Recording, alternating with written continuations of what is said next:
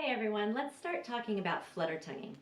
So flutter tonguing is something that's asked of us on clarinet, sometimes in regular wind ensemble music and band music and orchestra music, and also in solos. And a really great example of it happens in one of these homages, and it's in the Defia. At the end, if I can get this right there, we have to flutter tongue. So how do you flutter tongue? So what we're essentially doing is we're rolling our R's while we're playing. So if you can go brrrr, then you can flutter tongue for sure. And if you can't do that, listen a little bit later in the video because there are some workarounds that you can do. So here's the step-by-step though, because it's not just as simple as going brrrr while you play for a lot of us, although some people just do it immediately. A lot of us actually have to practice and work up to it. So the first step is roll your R. So there we go. That's step one, rolling your R's.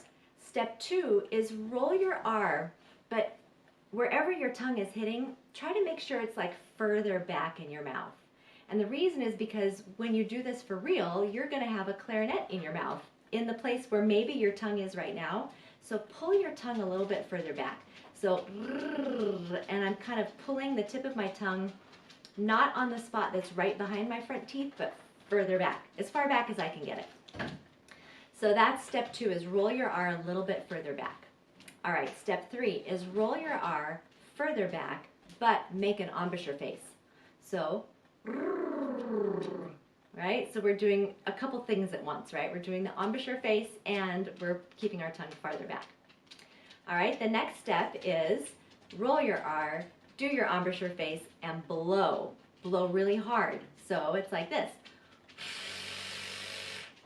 That's the hardest step, I think. I think after that, it gets easy. So again, you're rolling your R far back in your mouth, doing your embouchure, and blowing as hard as you can. Keep in mind that when you're flutter tonguing on the clarinet, you're going to feel like you're blowing 10 times harder than you normally do. And that's okay. That's right. That's what you should be doing. So once you've gotten all those steps, then we got to do this like on an open G where there's almost no resistance on the clarinet. So you're going to make your embouchure, you're going to roll your R and blow like mad, and remember to keep the corners firm, and you'll get that nice little kind of dirty, noisy flutter tongue sound. All right, once you can do it on an open G, then it's time to add more resistance to the blowing, and that you can do by just going lower first. So we get down into our low range. As you go higher, again, it gets more difficult because you're adding resistance and you're already having to blow hard to do this. So a great way is just to do your chromatic scale in little steps going upwards with the fluttering going. So if I start on a B,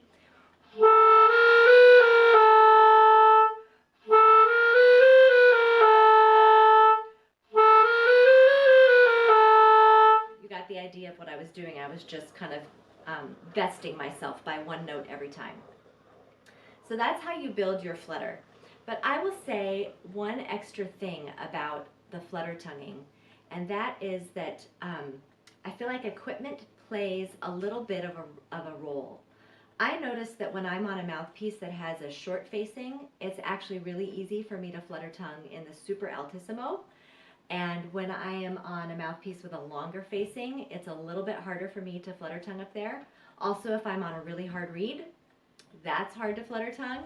And then finally, I do want to mention the workarounds. So let's say you can't roll your R's, so you can't go rrr. So we have to come up with something else, and there are at least two other ways that you can get to this sound. So you know the thing that hangs down in the back of your throat, the little uvula? You can learn how to force that to kind of flutter in your airstream. So it's kind of like a it's like you're saying G almost, like a like gargling. That's kind of what it's like. And the other thing you can do instead of fluttering the tip of your tongue is you can growl. So you can kind of make a kind of a noise into your clarinet, like a groan or a growl, and it'll also give that kind of dirty, just very kind of clangy sound that the flutter tongue is all about. So those are some ways that you can flutter tongue, and broken up for you step by step so you can really learn it and get good at it.